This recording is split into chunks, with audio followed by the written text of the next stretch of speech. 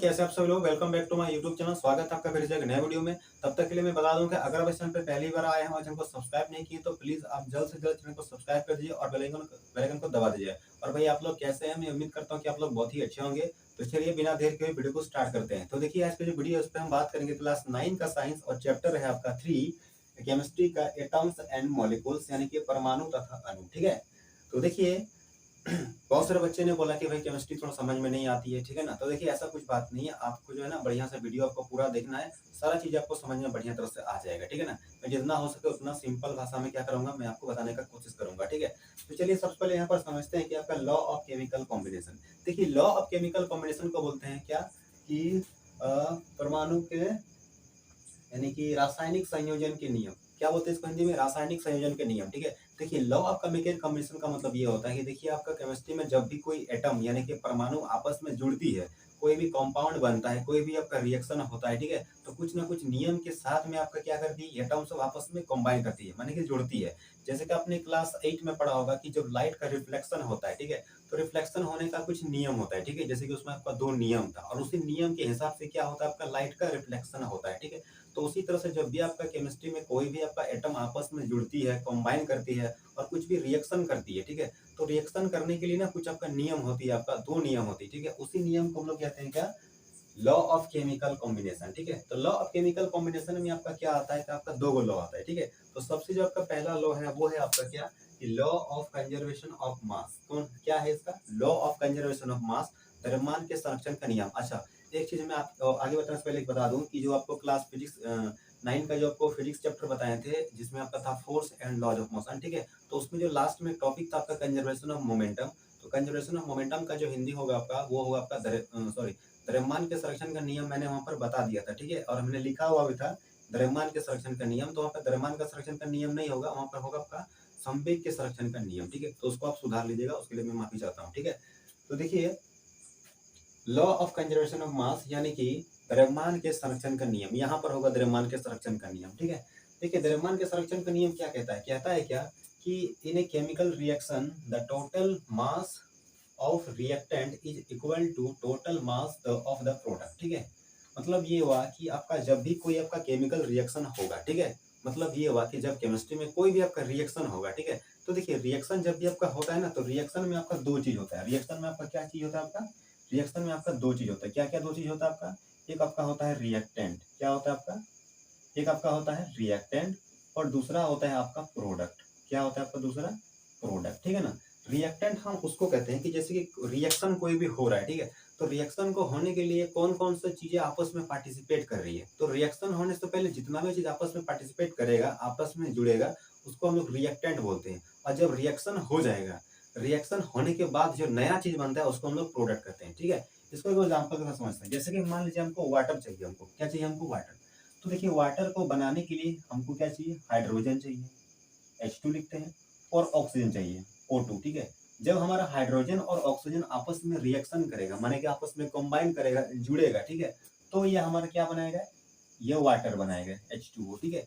तो देखिए यहाँ पर वाटर को बनाने के लिए यहाँ पर 2 चीजें आपस में कंबाइन कर रही है, एक आपका हाइड्रोजन और एक आपका ऑक्सीजन, ठीक है। समझ में आ रही है ना? तो ये जो हाइड्रोजन और जो ऑक्सीजन है ये लोग आपस में कंबाइन किया और कंबाइन करके यहाँ पर रिएक्शन कर रहा है और रिएक्शन करके एक नया चीज बना रहा है, और वो कौन सा चीज बन रहा है?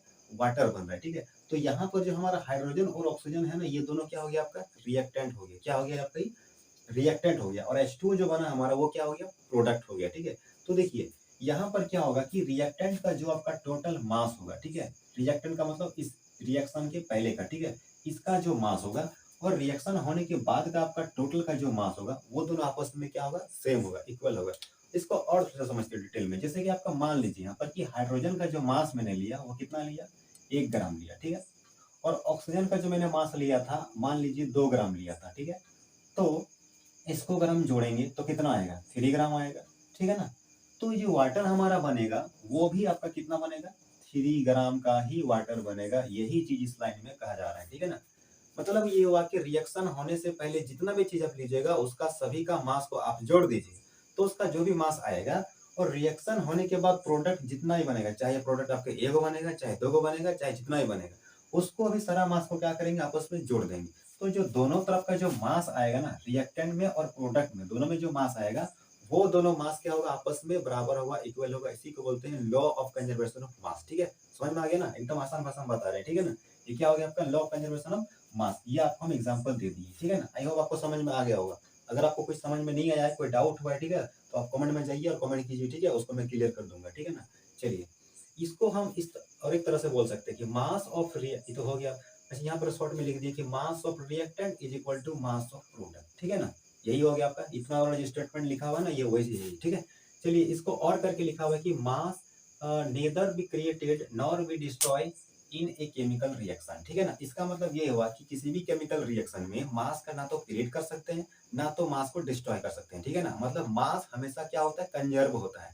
मास हमेशा क्या होता है आपका, कंजर्व होता है। ठीक है ना, मतलब कभी खत्म नहीं होता, ना ही कभी उसको हम लोग बना सकते हैं। मास को कभी नहीं खत्म कर सकते, बस उसको हम लोग एक फॉर्म से दूसरे फॉर्म में चेंज कर सकते हैं। अब यहाँ पर देखिए, जैसे कि मैंने 1 ग्राम हाइड्रोजन लिया था और 2 ग्राम ऑक्सीजन लिया था।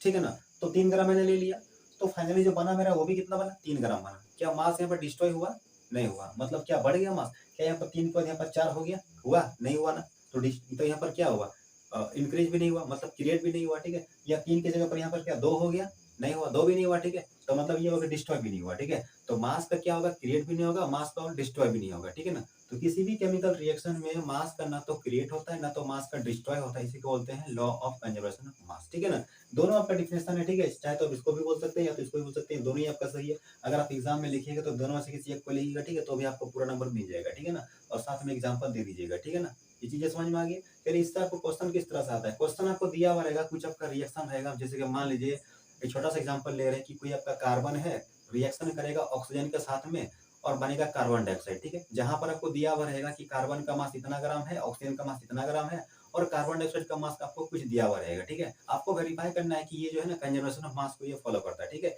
ये मैंने कोई छोटा सा जस्ट एग्जांपल दिया, क्वेश्चन आपको बड़ा रहेगा। ठीक है, तो आपको चीजें समझनी है कि आपको रिएक्टेंट कौन कौन सी चीज है। ठीक है, मतलब रिएक्शन करने के लिए कौन कौन से चीज आपस में पार्टिसिपेट कर रहा है। ठीक है, पहले आपको ये पहचानना पड़ेगा। ठीक है, जो जो चीजें आपस में रिएक्शन कर रही है, ठीक है, उसको क्या करना है, आपस में जोड़ देना है, और वो हो जाएगा मास ऑफ रिएक्टेंट।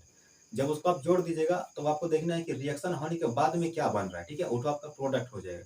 अब उसमें क्या कीजिए, सारा मास को उसमें जोड़ दीजिए। ठीक है, अब देखिए दोनों मास क्या आएगा, सेम आएगा। लिख दीजिएगा नीचे में है mass of the reactant is equal to mass of the product, so this verify the law of conservation of mass. ठीक है, और इस तरह से क्या हो जाएगा, आपका क्लियर हो जाएगा। ठीक है ना, और एक तरह से ये क्वेश्चन बनता है।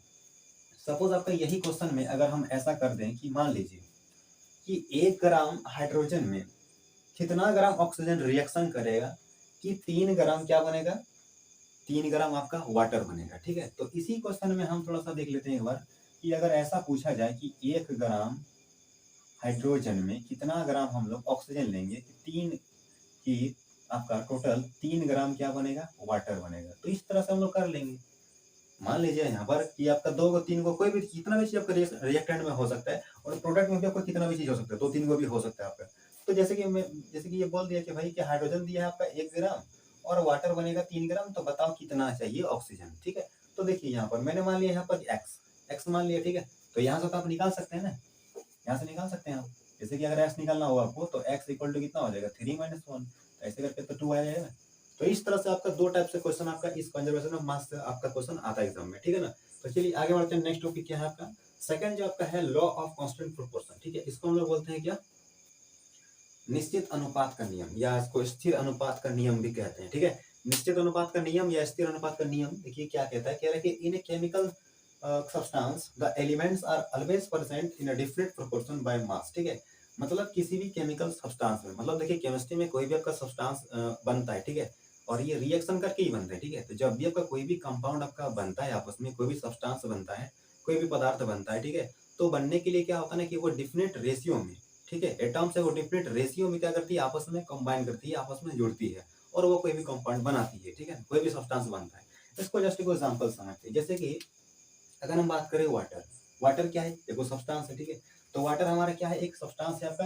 हम एग्जांपल लेते हैं जैसे कि आपका H2O क्या है, एक आपका एक सब्सटेंस है। ठीक है, तो अगर हम बात करें हम H2O का इस तरह से, ठीक है, H2, तो H2O में अगर हम देखें तो बाय मास, ठीक है, H का और O का जो रेशियो होता है वो कितना होता है, जरा इसको हम निकाल के देखते हैं, ठीक है, ये पता करते हैं कितना होता है, ठीक है। जैसे कि H का मास कितना होता है आपका 1 और यहाँ 2 दिया हुआ है तो 2 से इंटू करेंगे, और ऑक्सीजन का मास कितना होता है 16, तो कितना आएगा 2/16, काटेंगे तो कितना आएगा, ये आएगा 1:8, ठीक है। तो जब मैंने को काटा इसको तो आया 1:8 आया, ठीक है। 1:8 का मतलब ये हुआ कि जब भी आपका वाटर बनेगा, क्या बनेगा बच्चे, वाटर, जब भी आपका वाटर बनेगा तो वाटर बनने के लिए जो आपका हाइड्रोजन और ऑक्सीजन का रेशियो होगा वो आपका हमेशा 1:8 का रेशियो होगा, ठीक है। इसका मतलब ये हुआ कि अगर 1 ग्राम मैंने क्या लिया, हाइड्रोजन लिया, ठीक है, कितना ग्राम, 1 ग्राम, अगर मैंने 1 ग्राम हाइड्रोजन लिया तो ऑक्सीजन का जो मास होगा वो कितना होगा, 8 ग्राम होगा, ठीक है। ताकि डिवाइड करके जो आएगा फाइनली वो कितना आएगा, 1:8 आएगा, ठीक है ना। तो इस बात को ध्यान दीजिएगा, ठीक है। तो यही आपका क्या होता है, लॉ ऑफ कांस्टेंट प्रोपोर्शन, ठीक है। कांस्टेंट प्रोपोर्शन का मतलब ये हुआ कि रेशियो करने से जो आएगा ना वो हमेशा आपका सेम आता है, वही बात यहाँ पे लिखा हुआ है, ठीक है। Elements present in A definite proportion, definite माने क्या होता है, फिक्स रेशियो बाय मास, ठीक है ना। एटम्स हमेशा क्या होती है, फिक्स रेशियो बाय मास में रहते हैं, ठीक है। कोई भी आपका कोई भी, ठीक है, मतलब ये हुआ कि आपके कोई भी कंपाउंड हो आपका हमेशा वो फिक्स रेशियो में रहता है, ठीक है। अब चलिए यहाँ पर थोड़ा सा क्वेश्चन को हम यहाँ पर चेंज करते हैं, मान लीजिए, ठीक है, मान लीजिए यहाँ पर आपका 2 ग्राम, कितना, अगर आपका मान लीजिए 2 ग्राम हाइड्रोजन लेते हैं तो बताइए कितना ग्राम, सॉरी 2 ग्राम, हाँ हाँ चलिए 2 ग्राम, ठीक है। तो 2 ग्राम अगर हम लेते हैं, 2 ग्राम लेते हैं हाइड्रोजन, तो बताइए आपको कितना ग्राम आपको ऑक्सीजन चाहिए होगा, ठीक है ना। तो देखिए एक चीज तो आपको पता है कि वाटर में जो आपका रेशियो होता है एटम्स का वो कितना होता है, 1:8 होता है। मतलब ये हुआ कि इसको डिवाइड करेंगे ना काट कूट के तो कितना आएगा, काट कूट के फाइनली आपका 1:8 आएगा, ठीक है। तो जैसे कि यहाँ पर बोला गया पहले आपका कि 2 ग्राम मान लीजिए यहाँ पर क्या ले लिए हैं, हाइड्रोजन ले लिया, तो बताइए कितना ग्राम ऑक्सीजन लेंगे, तो वेरी सिंपल है, तो कितना लेंगे, काट करके 1/8 आएगा ना। तो इसका मतलब ये हुआ कि यहाँ पर डबल हो गया ना ऊपर में, तो नीचे भी डबल हो जाएगा, तो ये 16 हो जाएगा, ताकि काटेंगे तो ये 1:8 आ जाएगा, ठीक है, समझ में आ गया ना। तो इस तरह से जो है ना इसका क्वेश्चन बनता है। इससे क्वेश्चन आपका इस तरह से इसी तरह से आता है कि मान लीजिए जैसे कि आपका बोलेगा कि भाई 3 ग्राम अगर हमने ले लिया हाइड्रोजन, ठीक है, तो अगर हम 3 ग्राम हाइड्रोजन लेंगे तो बताओ भाई कि कितना ग्राम ऑक्सीजन चाहिए वाटर बनाने के लिए, ठीक है ना। तो वेरी सिंपल है, अगर ये 3 ग्राम हो गया मतलब ये 3 टाइम्स हो गया, तो नीचे भी 3 टाइम्स कर देंगे तो 24 हो जाएगा, ठीक है। यानी कि अगर कोई बोला कि भाई 3 ग्राम लेंगे हाइड्रोजन तो कितना ग्राम लेंगे ऑक्सीजन, तो 3 × 24, 3 टाइम कर देंगे, ठीक है ना। तो काटेंगे तो कितना आएगा, 3 × 3 3 × 24, 1:8 आएगा, ठीक है। तो इस तरह से एक क्वेश्चन आता है, ठीक है। चलिए अब यहाँ पर एक चीज हम समझते हैं, जैसे कि मैंने 3 ग्राम क्या लिया, हाइड्रोजन लिया, ठीक है। इसी क्वेश्चन को समझते हैं, मैंने क्वेश्चन लिया कि 3 ग्राम हाइड्रोजन में कितना हुआ मेरा, 24 ग्राम ऑक्सीजन का रिक्वायर्ड हुआ। मतलब ये हुआ कि 3 ग्राम अगर हाइड्रोजन लेंगे तो वाटर बनाने के लिए 24 ग्राम क्या चाहिए हमको, ऑक्सीजन चाहिए, ठीक है। अब जैसे मान लीजिए इस क्वेश्चन में आपको दे दिया है कि आपको 3 ग्राम आपको हाइड्रोजन दिया हुआ है, ठीक है, और आपको 25 ग्राम आपको ऑक्सीजन दिया हुआ है, कितना दिया हुआ है, 25 ग्राम ऑक्सीजन दिया हुआ है। तो बताइए क्या होगा, ठीक है। तो देखिए क्या होगा बताइए, चलिए 25 में इसको 30 कर दे रहे, ठीक है, थोड़ा अच्छा रहेगा। चलिए 30 ग्राम आपको ऑक्सीजन दिया हुआ है, ठीक है, और आपसे पूछा जा रहा है कि बताइए भाई क्या होगा इसमें, ठीक है। तो देखिए अगर आपका 3 ग्राम हाइड्रोजन दिया हुआ है और 30 ग्राम ऑक्सीजन दिया हुआ है, ठीक है, तो देखिए 3:8 का ही रेशियो होने वाला है, ठीक है, सॉरी 1:8 का रेशियो, ठीक है। तो अगर हम यहाँ पर 3 ग्राम लेते हैं हाइड्रोजन तो इस 30 में से 24 ग्राम जो आपका ऑक्सीजन है वो क्या होगा, यूज होगा, ठीक है, मतलब इसमें रिएक्शन करेगा, ठीक है। 24 ग्राम 30 में से क्या किया, 30 में से 24 ग्राम जो ऑक्सीजन है ना उसने रिएक्शन कर लिया हाइड्रोजन के साथ में, और 1:8 के रेशियो में क्या बन गया, वाटर बन गया, ठीक है। तो देखिए अब ये 30 ग्राम जो आपका ऑक्सीजन था उसमें से 24 ग्राम जो ऑक्सीजन है आपका वो कितना क्या हो गया, आपका इन्वॉल्व हो गया, यूज हो गया वाटर बनने के लिए। बाकी कितना बचा, 30 में 24 अगर माइनस करते हैं तो मेरे पास 6 बचता है, कितना बचता है, 6। तो जो 6 ग्राम जो आपका ऑक्सीजन बच गया ना ये आपका रहेगा, मतलब रिमेन्स बच जाएगा ऐसे ही, और इसका कोई काम नहीं रहेगा, ठीक है, मतलब ये यूजलेस हो जाएगा, ठीक है। मतलब ये हुआ कि आपका ये 24 ग्राम यूज हो गया, बाकी का जो 6 ग्राम है ना वो आपका बेकार हो जाएगा और कोई काम में नहीं आएगा, ठीक है। अब क्यों काम में नहीं आएगा, क्योंकि अगला देखिए जितना 3 ग्राम के लिए आपको सिर्फ बस 24 ग्राम ही चाहिए, ठीक है, और उसको नहीं चाहिए।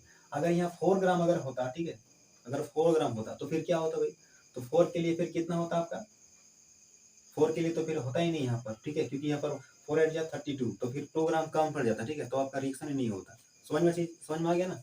तो बस ये होता है आपका लॉ ऑफ कांस्टेंट प्रोपोर्शन, याद रखिएगा, ठीक है, कि एटॉम्स का जो रेशियो होता है बाय मास वो हमेशा इक्वल होती है, ठीक है। इसका दूसरा एग्जांपल लेते हैं, जैसे कि हम कार्बन का लेते हैं, ठीक है, और ऑक्सीजन का CO2 का, ठीक है, देख लेते हैं। तो CO2 में कितना होगा, तो कार्बन का मास होता है 12 और 16 दूनी कितना हो जाएगा, शॉर्टकट कर दें, 32 हो जाएगा, नीचे कितना हो जाएगा 32, तो काटेंगे तो कितना आएगा, 4×12 4×8 = 32, 3:8 है।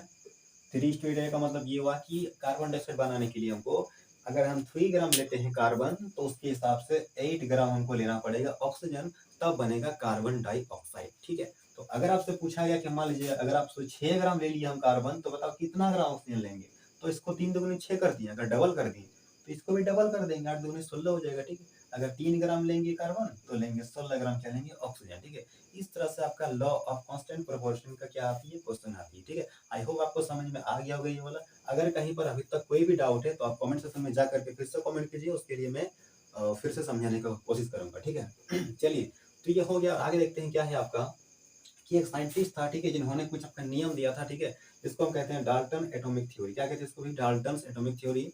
यानी कि डाल्टन ने क्या किया था कि आपके एटम्स के बारे में कुछ आपका स्टडी किया था और उसने कुछ पॉइंट्स दिया था, जिसे को बोलते हैं क्या, डाल्टन एटॉमिक थ्योरी या डाल्टन पोस्टुलेट, ठीक है। तो देखिए, सबसे पहले डाल्टन ने क्या कहा था, ठीक है, डाल्टन ने क्या कहा भाई, अच्छे से मिटा देते हैं, ठीक है, तो थोड़ा सा मिटा लग रहेगा, साफ रहेगा तो अच्छा दिखेगा। बच्चे जो सब नहीं लिखे हैं तो नोट नोट कर लीजिएगा, ठीक है ना। देखिए भाई, कॉपी निकाल लीजिए, ठीक है, और नोट करते जाइए, दिमाग में सब रहेगा नहीं, ठीक है, बाद में भूल जाइएगा, ठीक है ना। वीडियो को पॉज कर लीजिएगा, ठीक है, और जो भी इंपॉर्टेंट चीजें लिखने के लिए वो सब लिख लीजिएगा, और ये सब भी लिख लीजिएगा तो अच्छा ही रहेगा, ठीक है। देखिए क्या है, डाल्टन एटॉमिक थ्योरी में कह रहा है कि all the matter is made up of very tiny particles called atom, ठीक है। मतलब ये हुआ कि डाल्टन ने ये बोला भाई कि देखिए कोई भी आपका सब्सटेंस हो, ठीक है, जैसे कि फॉर एग्जांपल ये मार्कर, ठीक है, तो ये जो है ना, ये बहुत सारे क्या है, छोटे छोटे पार्टिकल से बना हुआ है, यानी कि बहुत सारे सूक्ष्म कणों से बना हुआ है, ठीक है, जिसको हम क्या कहते हैं, जिसको हम एटम कहते हैं। कोई भी चीज, ठीक है, जैसे कि कैप को लेते हैं, ठीक है, तो ये कैप किससे बना है, बहुत सारा पार्टिकल से बना है, माने कि बहुत सारे छोटे छोटे कणों से बना है, उसी को हम क्या कहते हैं, एटॉम कहते हैं। हिंदी में क्या कहते हैं भाई, परमाणु। तो परमाणु अगर यहाँ डिफिनेशन अगर पूछा जाए यहाँ पर, तो परमाणु क्या हुआ, तो अभी तक पढ़ते समझ में ये आया कि कोई भी वस्तु बहुत सारे छोटे छोटे कणों से मिलकर बनी है, उस छोटे छोटे कणों को क्या कहते हैं, परमाणु कहते हैं, ठीक है। यानी कि all the substance are made up of so many small particles, it is called atom. ये तो आपका एटम हो गया, ठीक है। अब आती है क्या, आगे क्या लिखा हुआ है कि which take part in a chemical reaction. अब जो एटम होती है ना, ये क्या करती है, किसी भी केमिकल रिएक्शन में टेक पार्ट करती है, का मतलब हो कि पार्टिसिपेट करती है। मतलब किसी भी रिएक्शन को होने के लिए आपस में क्या पार्टिसिपेट करती है, कौन आपस में जुड़ती है, तो एटम जुड़ती है। जैसे कि मैंने पहले आपको करके दिखाया था कि हाइड्रोजन जुड़ रहा है, ऑक्सीजन जुड़ रहा है, वाटर बन रहा है, ठीक है। तो यहाँ पर हाइड्रोजन क्या है कि हाइड्रोजन का एटम जुड़ता है ऑक्सीजन का एटम के साथ में, कंबाइन करता है और रिएक्शन करके वाटर बनाता है, ठीक है ना। तो एटम क्या होती है, तो एटम तो समझ में आ गया होगा, ठीक है, smallest particle of any substance and which take part in a chemical reaction, ठीक है। ऐसा हुआ था आपके डाल्टन के हिसाब से, पहला पॉइंट, ठीक है। सेकंड पॉइंट में क्या कह रहा है कि एटम्स आर इंडिविजुअल पार्टिकल्स, ठीक है, व्हिच कैन नॉट क्रिएटेड और destroy in a chemical reaction. मतलब ये हुआ कि एटम्स जो होती है ना, वो इंडिविजुअल होती है। मतलब ये हुआ कि जैसे कि ये सब्सटेंस है आपका, कोई भी मैटर है, ठीक है, तो मैंने इसको डिवाइड कर दिया, तो इसका क्या मिला, एटम्स मिला। अब एटम्स जो है ना, वो सबसे छोटा है, ठीक है, एटम सबसे छोटा है, मतलब ये हुआ कि उसको और डिवाइड नहीं कर सकते, वो फाइनली जो है ना लास्ट पोजीशन तक डिवाइड हो गया, ठीक है ना। मतलब जैसे कि कोई चीज का लिमिट होता है ना भाई, जितना आपको करना था कर दिए, ठीक है ना, अब उसके बाद लिमिट खत्म हो गया उसका, माने जितना होना था वो हो गया, अब नहीं होगा, ठीक है। ऐसा बहुत बार होता है, इसका लिमिट सुने होंगे आप, ठीक है, जैसे गाड़ी में होता है ना लिमिट, जैसे कि आप मान लीजिए कोई गाड़ी है 140 तक स्पीड चलता है, ठीक है, तो 140 तक ही चलेगा स्पीड, मान लीजिए उसका फुल स्पीड टॉप स्पीड उसका 140 है, 140 है, ठीक है। तो 140 तक पहुंचने के बाद क्या वो फिर आगे पहुंचेगा, 150 200 पहुंचेगा, नहीं पहुंचेगा ना, उसका लिमिट तो है ना, लिमिट तो पार नहीं करेगा। तो वैसे यहाँ पर भी क्या है आपका कि कह रहा है कि यहाँ पर कि एटम्स आर इंडिविजुअल पार्टिकल्स, मतलब कोई भी सब्सटेंस को मैंने डिवाइड किया तो फाइनली क्या मिला, एटम्स मिला, ठीक है। अब जो एटम्स है वो सबसे छोटा है, अब उसको डिवाइड नहीं कर सकते हैं, ठीक है, ऐसा डाल्टन ने कहा था। हालांकि ये बात जो है गलत साबित हो गया। इसके बाद जो नेक्स्ट चैप्टर है उसमें जो है अगला कुछ साइंटिस्टों ने एटम को भी डिवाइड कर दिया है, और उसके अंदर से मिला उन लोगों को इलेक्ट्रॉन, प्रोटॉन, न्यूट्रॉन, ठीक है। ये वाला चीज हमको इस चैप्टर में नहीं पढ़ना है, इसकी जो अगला चैप्टर है उसमें पढ़ना है, ठीक है। तो अभी उस बात को दिमाग में मत लाइए, अभी आप इतने समझिए कि एटम को और नहीं तोड़ सकते, ठीक है ना। फिर आगे क्या लिखा है कि which can not be created nor be destroy in a chemical reaction. और इसको एटम को ना तो क्रिएट कर सकते हैं, मतलब ना तो बना सकते हैं, ना ही इसको डिस्ट्रॉय कर सकते हैं, ठीक है। जैसे कि यहाँ पर हाइड्रोजन और ऑक्सीजन जब आपका रिएक्शन किया था, यहाँ पर थोड़ा इसको रिमाइंड कीजिए, H2 और O2 जब आपका रिएक्शन किया था तो वाटर बना था, ठीक है। तो क्या यहाँ पर एटम डिस्ट्रॉय हुआ था? नहीं हुआ था, डिस्ट्रॉय नहीं हुआ था, ठीक है। वो वन फॉर्म से अनदर फॉर्म में चेंज हो गया था। फॉर एग्जांपल जैसे कि हाइड्रोजन आपका गैस है, ऑक्सीजन भी क्या है आपका गैस है, ठीक है। ये दोनों गैस है आपका, ठीक है। लेकिन जब आपका रिएक्शन हुआ, ये गैस G4 क्या लिख रहे हैं बच्चे? गैस लिख रहे हैं, ठीक है। और ये वाटर क्या है बच्चे? लिक्विड है, ठीक है। तो जैसे कि आपका हाइड्रोजन आपका गैस था, ठीक है, यानी कि एटम गैस के फॉर्म में था, और यहाँ पर ऑक्सीजन भी आपका एटम गैस के फॉर्म में था, और फाइनली जब रिएक्शन करके बना हुआ आपका क्या बन गया? वाटर बना। तो ये जो है ना वाटर, ये आपका लिक्विड फॉर्म में है, ठीक है। तो एटम ने क्या किया कि एक फॉर्म से आपका किसी भी दूसरे फॉर्म में, दूसरे स्टेट में चला गया, ठीक है ना। खत्म नहीं हुआ, ऐसा नहीं कि भाई यहाँ क्योंकि हाइड्रोजन गैस था, गैस कहाँ खत्म हो गया, उड़ गया, ठीक है। खत्म नहीं हुआ, वन फॉर्म से दूसरे फॉर्म में गया है, एक स्टेट से दूसरे स्टेट में गया है, अभी भी एटम है इसमें, और उतना ही है जितना कि पहले था वो, ठीक है ना। समझ में आ गया ना। तो वही चीजें कह रही है यहाँ पर कि एटम ना तो क्रिएट होती है, ना तो एटम को हम लोग डिस्ट्रॉय कर सकते हैं, ठीक है ना। चलिए नेक्स्ट पॉइंट क्या कहा जा रहा है? नेक्स्ट पॉइंट कहा जा रहा है क्या कि atoms of a given element are identical in mass and chemical property, ठीक है। कह रहा है कि किसी भी एक एलिमेंट का जो एटम होगा, ठीक है। फॉर एग्जांपल जैसे कि मैंने उठा लिया हाइड्रोजन का, ठीक है। क्या उठा लिया मैंने? हाइड्रोजन का। तो हाइड्रोजन का जितने भी एटम्स होती है, ठीक है, सभी एटम का जो आपका एटॉमिक मास होगा ना, वो क्या होगा? यही कहा गया ना, एटम्स ऑफ गिवन एलिमेंट है आइडेंटिकल मास। हाँ, वही चीज होगा कि आइडेंटिकल मास, किसी भी एक एटम का जो मास होगा वो आपका क्या होगा? आइडेंटिकल होगा, ठीक है। और जो केमिकल प्रॉपर्टी होगा वो आपका क्या होगा? वो भी आइडेंटिकल होगा, मतलब सेम होगा, ठीक है। कहने का मतलब ये है कि आपका जैसे कि हाइड्रोजन है, एक आपका एलिमेंट है हाइड्रोजन, कोई भी सब्सटेंस आपका हाइड्रोजन है। अब हाइड्रोजन में जितना भी एटम है, मतलब बहुत सारा, देखिए हाइड्रोजन को अगर हम डिवाइड करते हैं, कोई हाइड्रोजन एलिमेंट है मान लीजिए, ठीक है, उसको डिवाइड करते हैं तो उसका एटम मिलेगा।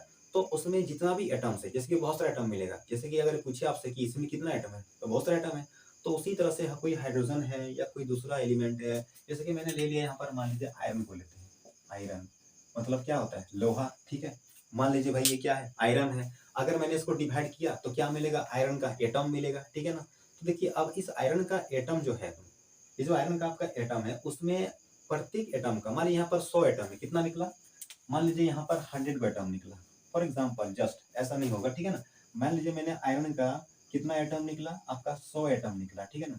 तो 100 एटम में हर एक का जो मास होगा वो आपस में क्या होगा? इक्वली होगा, हर एक एटम का। जैसे कि आपका आयरन का मास कितना होता है बच्चे? तो 56। कितना होता है आयरन का मास? 56। तो 56 जैसे कि यूनिट आपका मास होता है एटम का, आयरन का। तो अगर यहाँ पर मान लीजिए 100 यहाँ पर निकला आपका, 100 क्या निकला आपका? एटम निकला आयरन का। तो 100 एटम का मास, सबका मास कितना करके होगा? तो कितना करके बोले? 56 यूनिट। तो सबका मास 56 यूनिट करके ही होगा, ऐसा नहीं कि एक का मास कम आ गया, एक का मास ज्यादा आ गया, ठीक है ना। ऐसा कहा था डाल्टन ने, हालांकि ये बात भी गलत साबित हुआ था आगे जाके, ठीक है ना। तो अभी उसको मत समझिएगा। तो बस इसको याद कर लीजिएगा कि atom of a given element have identical in mass, मतलब मास आपका सेम रहेगा, एंड केमिकल प्रॉपर्टी भी सेम रहेगा। केमिकल प्रॉपर्टी सेम क्या रहेगा? फॉर एग्जाम्पल जैसे कि ऑक्सीजन, ठीक है। तो ऑक्सीजन क्या है कि आपका वो किसी भी चीज को बर्निंग करने के लिए वो क्या करती है? हेल्प करती है, यानी कि बर्निंग करने का वो सपोर्टर है। तो ऑक्सीजन का जितना भी एटम है ना, वो सारा क्या करता है? बर्निंग करने का ही सपोर्ट करता है, ठीक है। तो जैसे कि मैंने आयरन की बात कर लिया, तो भाई आयरन क्या है? वो मेटल है। तो आयरन का जितना भी आपका एटम होता है ना, वो सब क्या होता है? सबका सब मेटल प्रॉपर्टी ये होता है, ठीक है। इलेक्ट्रॉन को जैसे कि मेटल के पास क्या होता है? लॉस करने का प्रॉपर्टी होता है। तो ये सारा एटम के पास सेम प्रॉपर्टी होता है, ठीक है ना। वही चीजें यहाँ पर कहा जा रहा है, ठीक है ना।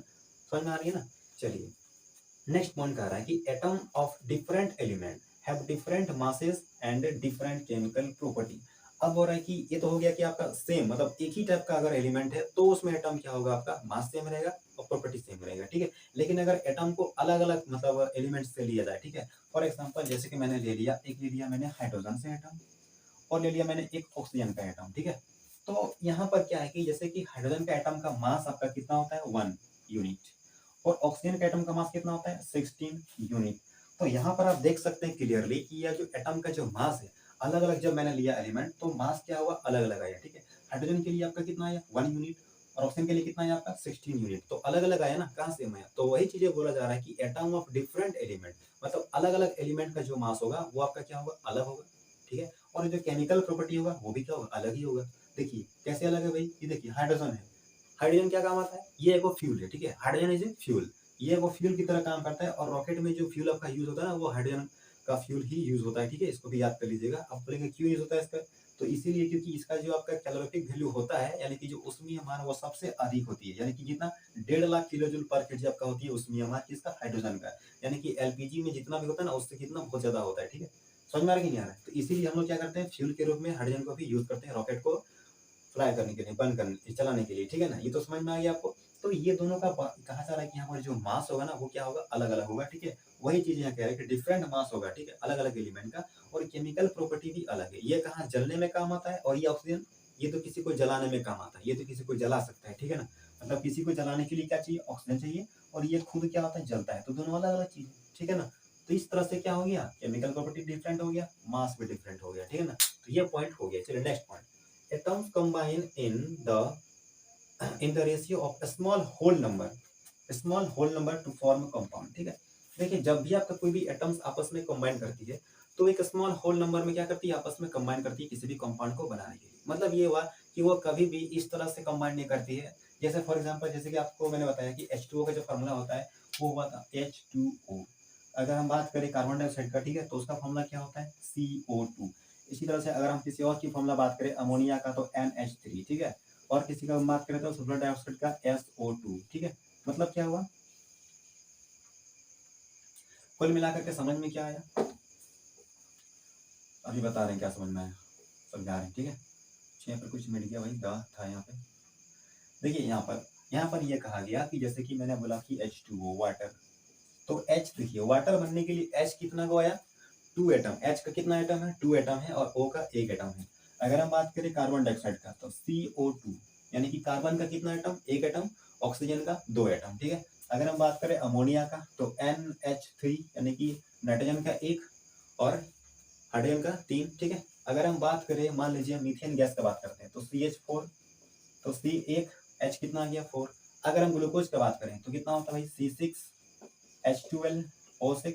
ठीक है, समझ में आ रहा है कि नहीं आ रहा है? तो देखिए यहाँ पर एक नोटिस कीजिए कि जो आपका एटम जो कंबाइन कर रहा है ना आपका, वो एक आपका स्मॉल होल नंबर में ही कंबाइन कर रहा है। ठीक है, चलिए किसी और का एग्जांपल लेते हैं, Na2O sodium oxide, MgO magnesium oxide. ठीक है, ये सब क्या है, एक स्मॉल होल नंबर में आपका कंबाइन कर रहा है। ठीक है, मतलब ये हुआ कि ये कभी किसी पॉइंट में फ्रैक्शन में कंबाइन नहीं करती है।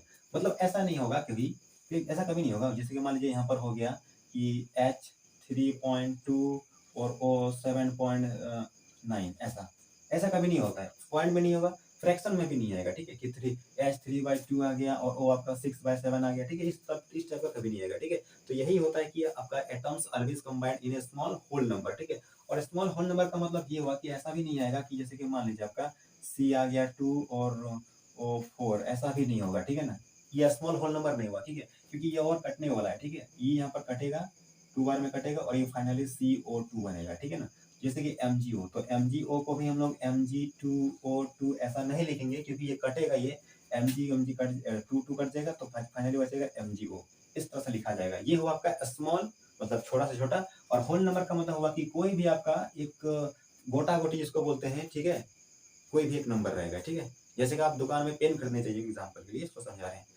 जब आप दुकान में पेन खरीदने जाइएगा तो आप क्या बोलिएगा, अगर आपको एक पेन चाहिए तो आप एक पेन लीजिएगा, 2 गो पेन चाहिए तो 2 गो पेन लीजिएगा, 3 गो चाहिए तो 3 गो लीजिएगा। यानी कि जितना भी लीजिएगा ना, कोई भी एक तो गोटा गोटी पेन खरीदिएगा। ठीक है, वहां पर नहीं बोलिएगा कि भाई हमको 1.5 गो पेन दो। ठीक है, या 3.83 को पेन दो हमको, ऐसा बोलिएगा, नहीं बोलिएगा ना। तो वहां पर आप क्या बोलते हैं, वो कोई भी आपका होल नंबर में आप बोलते हैं। ठीक है, पूर्ण संख्या में आप बोलते हैं, कोई भी फ्रैक्शन का पॉइंट का फॉर्मूला में नहीं बोलते हैं। सेम दैट यहाँ पर भी लागू होता है। ठीक है ना, तो ये चीज आपको समझ में आ गया। ठीक है, स्मॉल होल नंबर क्या होता है। ठीक, नेक्स्ट क्या कर रहा है कि the relative number and the kinds of atoms.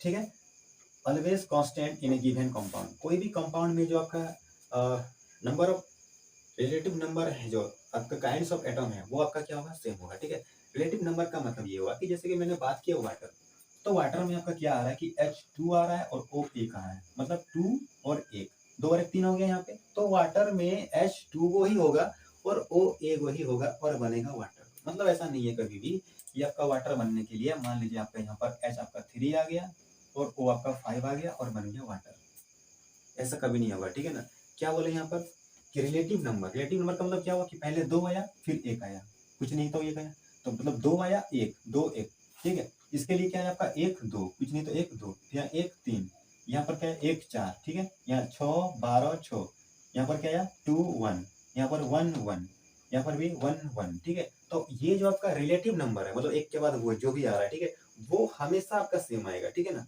कभी भी इस तरह का नहीं आएगा कि एच आपका 1 आ गया और ओ आपका 2 आ गया, इधर 1 उधर 2 चला गया, या CO2 के लिए C2 हो गया और O1 हो गया ऐसा, या अमोनिया के लिए N3H हो गया, ऐसा कभी नहीं होगा, ठीक है ना। वही आपका बोला जा रहा है, ठीक है, कि जो आपका रिलेटिव नंबर होगा, ठीक है, वो आपका हमेशा सेम रहेगा, कभी भी आपका चेंज नहीं होगा किसी भी कंपाउंड में। और दूसरा बोला कि काइंड्स ऑफ एटम, वो भी आपका क्या होगा, हमेशा कांस्टेंट होता है, सेम होता है, फिक्स होता है, ठीक है ना। काइंड्स ऑफ एटम का माने क्या होगा, जैसे कि वाटर, तो वाटर बनने के लिए क्या चाहिए, हाइड्रोजन और ऑक्सीजन ही चाहिए, तभी वाटर बनेगा। अब वाटर बनाने के लिए ऐसा नहीं है कि मैंने ले लिया सोडियम ले लिया भाई, और मैंने ऑक्सीजन ले लिया और वाटर बन गया सोडियम और ऑक्सीजन से, ठीक है ना। दूसरा कुछ बन जाएगा, सोडियम ऑक्साइड बन जाएगा, ठीक है, ये बेस बन जाएगा, वाटर नहीं बनेगा, ठीक है। वाटर बनाने के लिए हमको हाइड्रोजन चाहिए और ऑक्सीजन ही चाहिए। वही है आपका कि जो काइंड्स ऑफ एटम है ना, मतलब जो एटम किस टाइप का है, तो वो भी आपका क्या होता है, फिक्स होता है, आपका कांस्टेंट होता है। यही था आपका कांस्टेंट प्रोपोर्शन, ठीक है ना। आई होप आपको ये चीज समझ में आ गया। अगर आपको कोई दिक्कत हुआ तो कहीं पर भी जाकर कमेंट में जाइए भाई, कमेंट कीजिए, ठीक है। मैं उसको और अच्छी तरह से बढ़िया तरह से समझने का कोशिश करूंगा, ठीक है। चलिए आगे बढ़ते हैं। देखिए उसके बाद आता है आपका एटम। एटम यानी कि परमाणु। देखिए डाल्टन का जो आपका एटॉमिक थ्योरी था, उसमें भी आपका उसमें एटम के बारे में तो आपने पढ़ लिया होगा, ठीक है, कि एटम क्या होता है। तो एटम क्या होता है, तो all the substance is made up of so many small particle, it is called the atom, ऐसा पढ़े, डाल्टन ने ऐसा बोला था, ठीक है। तो वही चीज यहाँ पर थोड़ा सा एटम के बारे में लिख दिया कि atom is the smallest unit of any substance which can not be further divided, ठीक है। मतलब क्या होता है कि एटम किसी भी सब्सटेंस का सबसे स्मॉलेस्ट यूनिट होता है, मतलब सबसे छोटी इकाई होता है, जिसको हम लोग और आगे डिवाइड नहीं कर सकते हैं, ठीक है। जिसको किसी भी फिजिकली मतलब केमिकली इसको आगे और डिवाइड नहीं कर सकते हैं, ठीक है।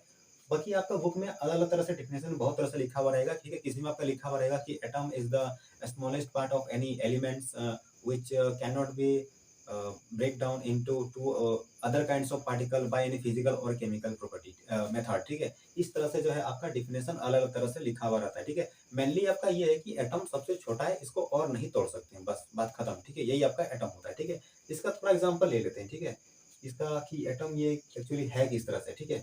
देखिए दुनिया में जितना भी चीजें है ना, वो सब क्या है, आपका एटम से बना हुआ है, ठीक है। इसको हम कंपेयर करते हैं कि जैसे कोई आपका बिल्डिंग है, ठीक है। अगर जैसे कोई आपका बिल्डिंग है, तो वहाँ पे दीवार को खड़ा करने के लिए यहाँ पर क्या करते हैं कि बहुत सारे ईंटों को क्या करते हैं, यहाँ पर इस तरह से ईंटों को आपस में क्या करते हैं, जोड़ते हैं, ठीक है। और उससे क्या बनता है, आपका घर बनता है, ठीक है ना। तो बस आपको वही चीज आपको समझना है कि जिस तरह से एक किसी दीवार को खड़ा करते हैं, तो बहुत सारी एटम आपस में कंबाइन किया हुआ रहता है, ठीक है ना। आपस में ईटा को आपस में जोड़ देते हैं, ठीक है। तो जिस तरह से ईटा व ईटा यानी कि ईट व ईट यानी कि ब्रिक्स पे ब्रिक हम लोग जोड़ेंगे इस तरह से, और किसी दीवार को खड़ा करते हैं और बिल्डिंग को बनाते हैं, ठीक है।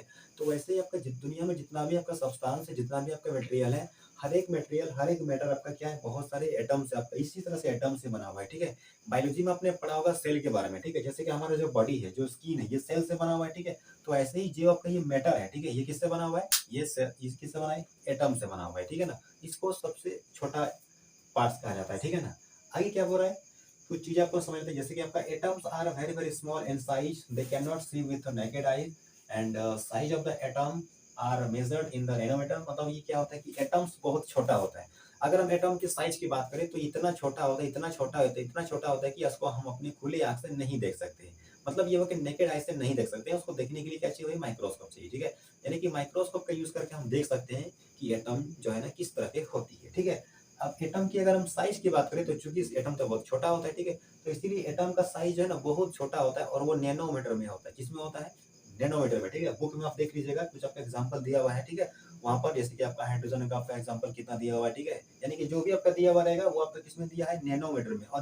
और ये कितना होता है, तो एक नैनोमीटर जो होता है आपका 10⁻⁹ मीटर के बराबर होता है। और 10⁻⁹ मीटर को मतलब थोड़ा सा आपको हम समझा रहे हैं, देखिए इसको अगर हम थोड़ा सा समझा दें आपको हम, तो ये आएगा 1/1 2 3 4 5 6 7 8 9, माने कितना हुआ, इकाई दहाई सिकड़ा हजार दस हजार लाख 10 लाख करोड़ 10 करोड़ अरब, ठीक है। मतलब ये हुआ कि एक मीटर को, ठीक है ना, आप अरब 1 अरब भाग में डिवाइड कर दीजिए, ठीक है ना।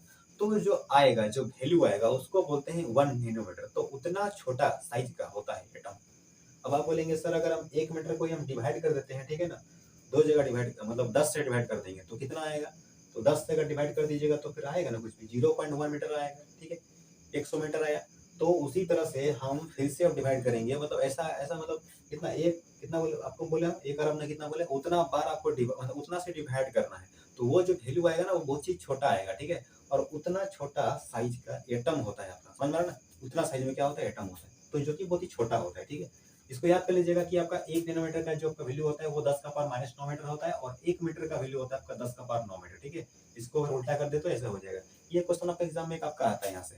ऑब्जेक्टिव क्वेश्चन में आपका आता है कि which of the following is the मतलब relation between metre and the nanometre, या तो 1 मीटर इक्वल टू कितना नैनोमीटर दिया हुआ रहेगा, या तो 1 नैनोमीटर इक्वल टू कितना मीटर होगा, ठीक है। इस तरह से मतलब एक ऑब्जेक्टिव क्वेश्चन आपका आएगा, या तो वन वर्ड में भी आएगा, ठीक है। तो याद रखिएगा 1 नैनोमीटर बराबर होता है आपका 10 का पावर माइनस 9 मीटर से, और 1 मीटर होता है आपका 10 का पावर 9 नैनोमीटर का, ठीक है। इस चीज को आप याद कर लीजिएगा, ठीक है ना।